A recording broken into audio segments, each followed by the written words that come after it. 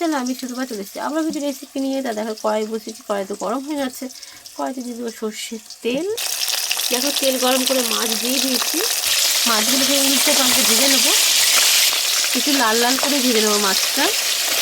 মাছটা খুব সুন্দর লাল লাল করে ভেজে নিয়েছি, দেখতে পাচ্ছ তো। মাছটা ভেজে তুলে নিয়েছি। মাছ ভেজে তেলের মধ্যে আমি দিয়ে দেবো শুকনো লঙ্কা, দিয়ে দেবো তেজপাতা, আর দিয়ে দেবো কটা সাদা জিরে। মাছের তেলে রান্না করলে না বেশ গন্ধটা বা টেস্টটা বেশি ভালো হয়, জানো তোমরা।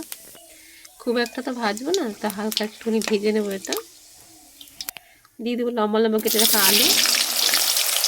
আলুর মধ্যে লবণটা দিয়ে দেবো, তাতে আলুটা তাড়াতাড়ি ভালো করে মজে যাবে, তার জন্য এবার আলুটাকে ভালো করে একটু ভেজে নেব। আমার ঘরোয়া রান্না তোমাদের কেমন লাগে অবশ্যই বললো। মা ঠাকুমারা কিন্তু এরকমভাবেই রান্না করতো ঘরোয়া রান্না, বলো তোমরা সবাই। এরকম আলুটা ভেজে নিয়েছি। আলুটার মধ্যে এবার এর মধ্যে দিয়ে দেবো টমেটো আর আদা। এবার এটা ভালো করে ভেজে নেবো। ভাজা আমার হয়ে গেছে। এবার নিয়ে নিচ্ছি জিরে গুঁড়ো, হলুদ আর লঙ্কা গুঁড়ো। এটা দিয়ে দেবো একটু জল গুলে।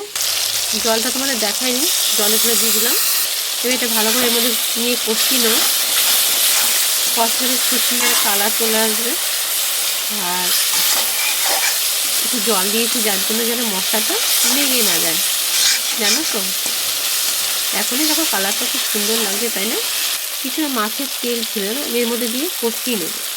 মাছের তরকারি যদি মাছের তেল করে তাতে মাছের গন্ধটা বেশি ভালো হয়, দেখবে। আর আমরা যে পেঁয়াজ রসুন দিয়ে করি না, আমরা এরকমভাবেই মাছ রান্না করি। তোমরা কীভাবে করো অবশ্যই কমেন্ট করে বলো কিন্তু, ঠিক আছে।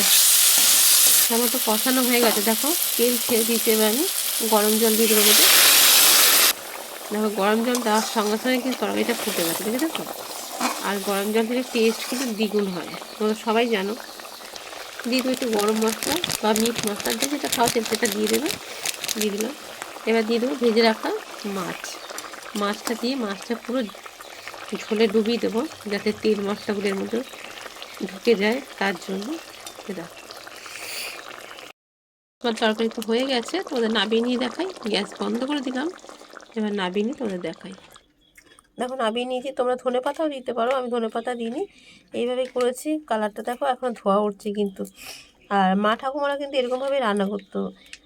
তোমরা কে কে জানো অবশ্যই বলো। আর আমার রান্না তোমাদের কেমন লাগে সেটাও বলো। আর আমার বক তোমাদের কেমন লাগে সেটাও বলো। যারা এখনো সাবস্ক্রাইব করেন চ্যানেলটি, তারা সাবস্ক্রাইব করে পাশে থেকো। আর সবাই সুস্থ থেকো, ভালো থেকো। সবাইকে টাটা। আবারও দেখা হবে কোনো নতুন ভিডিওর সাথে। ততক্ষণে সবাইকে টাটা।